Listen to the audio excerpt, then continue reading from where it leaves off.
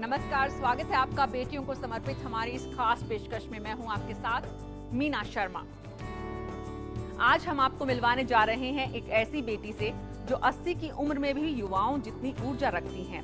अपनी दूरदर्शिता और इच्छा शक्ति की बदौलत इन्होंने अपने पति की मौत के बाद नए सिरे से जीवन शुरू किया और जमीन से आसमान को छूने वाली नोएडा की ये बेटी आज करोड़ों की कारोबारी है।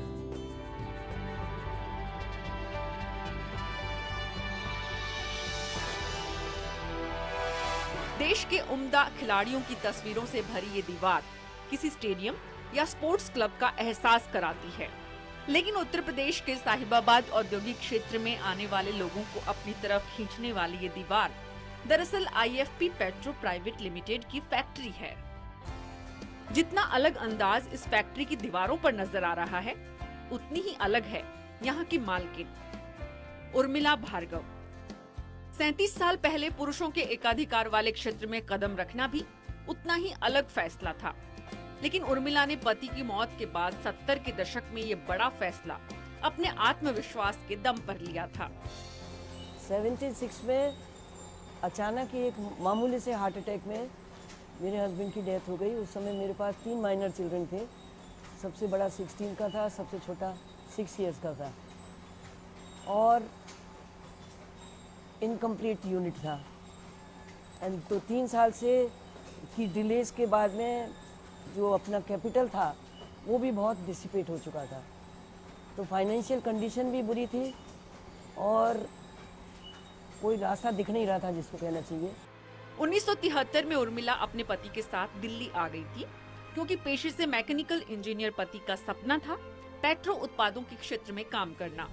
लिहाजा साहिबाबाद में सरकारी मदद से जमीन ली, भवन निर्माण का काम शुरू हुआ, लेकिन 1976 में हार्ट अटैक से पति की मौत हो गई। 3 बच्चों की परवरिश के लिए वे पढ़ाने लिखाने का काम कर सकती थी, क्योंकि 50 के दशक में B.Ed करने वाली चुनिंदा बेटियों में से वे एक थी। लेकिन शादी के 17 साल बाद उर्मिला ने घर से बाहर निकलकर पति के सपने को पूरा करने का फैसला किया। ऑयल रिफाइनरी की नींव रखी और लोगों के तमाम सवालों को पीछे छोड़ते हुए इंडियन ऑयल, BPCL जैसे संस्थानों के लिए ऑयल रिफिलिंग का काम किया। अपने इंटरेस्ट के लिए साथ साथ नॉलेज गेन करती थी, लेकिन मैं कोई करियर वुमन नहीं थी।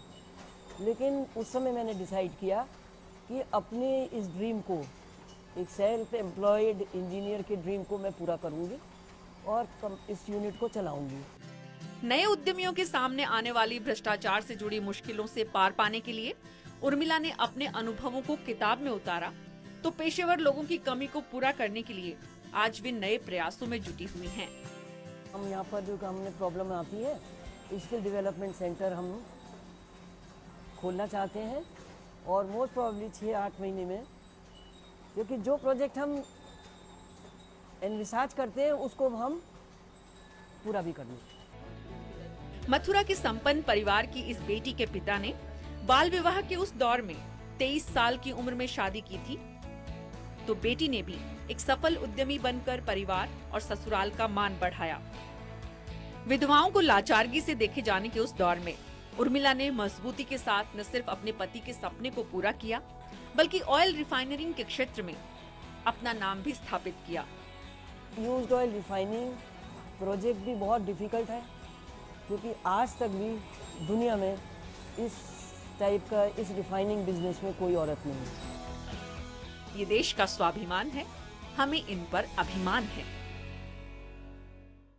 कोशिश ईमानदार हो तो उम्र भी आड़े नहीं आती, और कोशिश निरंतर हो तो हालात भी थक जाते हैं। कल रूबरू कराएंगे आपको दीपा मलिक से, हालात को बौना साबित करती एक और बेटी। बस आप देखते रहिए आपके बरस मोहित बिटिया ही दीजिए।